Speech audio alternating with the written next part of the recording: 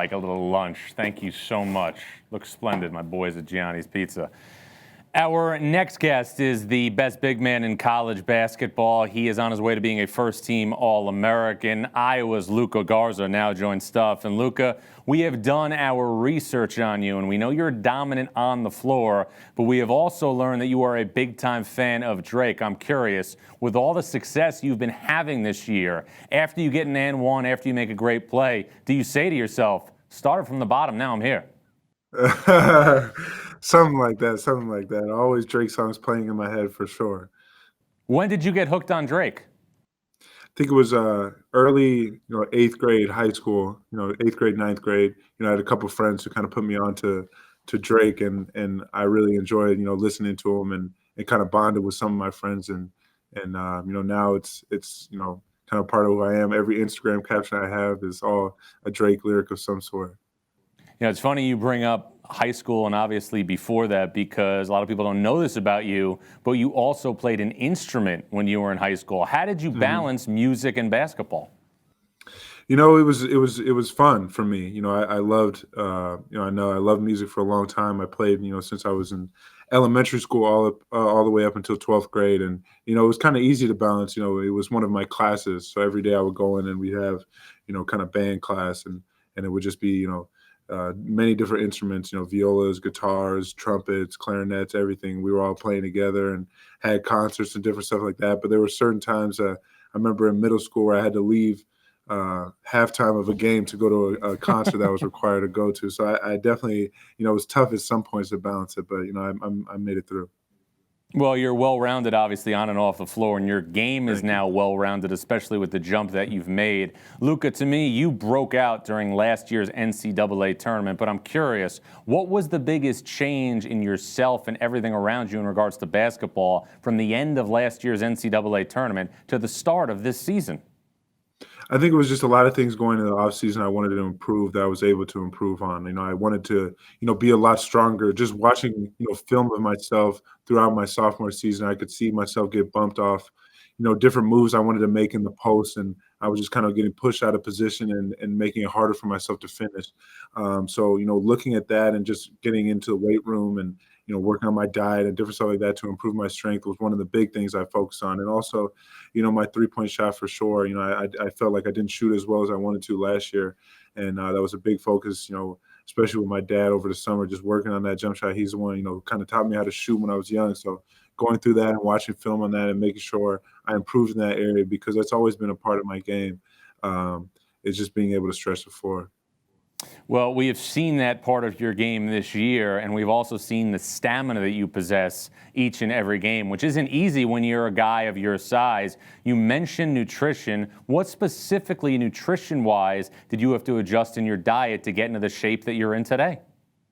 I think, like I said, in the off season, I was on a, very strict diet. I was limiting carbs as much as I can, high protein intake, just really, making sure my body was prepared for a season like this, because I knew the role that I was stepping up into, with with Tyler Cook leaving. So I knew what I had to do, and I really embraced that over the summer, just making sure that, if need be, I could play a 40-minute game and be fine. And I've shown that this year that I have the stamina to be able to do that.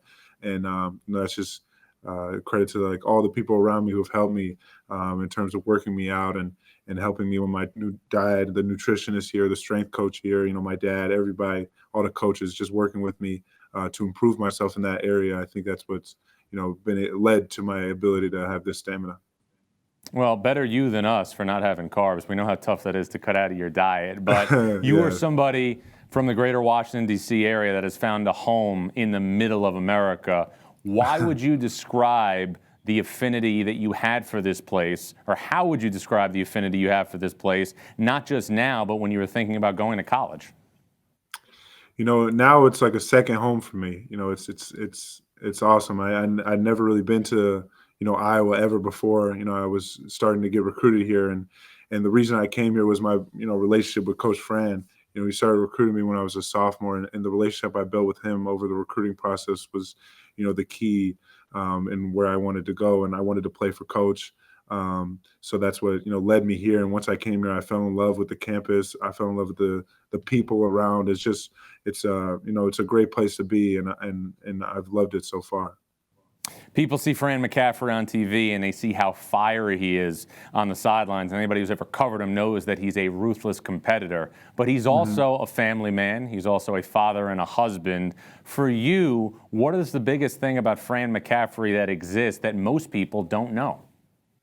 I mean, he's one of the funniest people I know. Just, being around him, he's always has energy, always funny, always making jokes and different stuff like that. And people see the side of him of, getting fiery and yelling and all that other stuff. But like you said, he's a family man.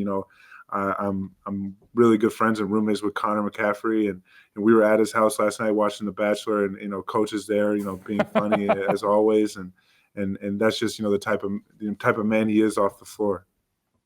Well, you've had a great season this year at Iowa. You guys have had a number of big wins this year, but the Big Ten this year is like a different breed of cattle with its competitiveness. What is it like to go through this league night in, night out? It's awesome. It's kind of what you sign up for when you decide to play in the Big Ten. It's just knowing that every night, there's no easy night, no off night in the Big Ten. You play every team, they give you a different challenge, and especially on the road, teams that are really comfortable in their own buildings and they're playing really well in their own buildings. And that's just what makes it tough. So you have to be focused every single day in preparation for each game. And you go into every game with the same mindset. And it doesn't really matter who you're playing, top to bottom, because every team can beat each other. Well, we've seen Iowa have some big moments this year. Last year, you won a game in the NCAA tournament. You lost a very difficult game to Tennessee. What is it going to take over the next month for Iowa to be back in that same position coming up in March? I think we just need to continue to improve, especially on the defensive end. I think we've recognized some of our issues on the road, recently, and we want to improve those. And I think that was big for us to get, win at Minnesota, who's a very, very good in their own building, and we're just going to continue to grind these, road games and the rest of the conference season out, and just get confidence in ourselves and everyone to get healthy as well.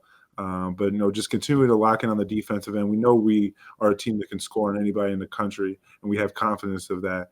But we need to lock in terms of just being better defensively and stopping runs when teams get hot. And I think that's been our problem recently.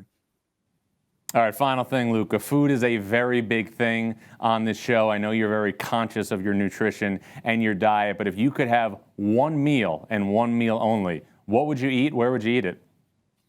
I'm half Bosnian, so I'd go to Sarajevo and eat. I'd eat pizza. It's my favorite food.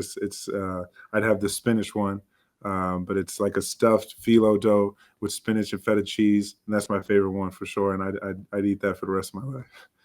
Well, Luka, I'm thinking about trying to find that pizza somewhere here where I'm seated or somewhere near where I'm seated and taking a nap this afternoon. Congratulations on a great start to your season. Best of luck the rest of the way. And again, congrats on a tremendous year.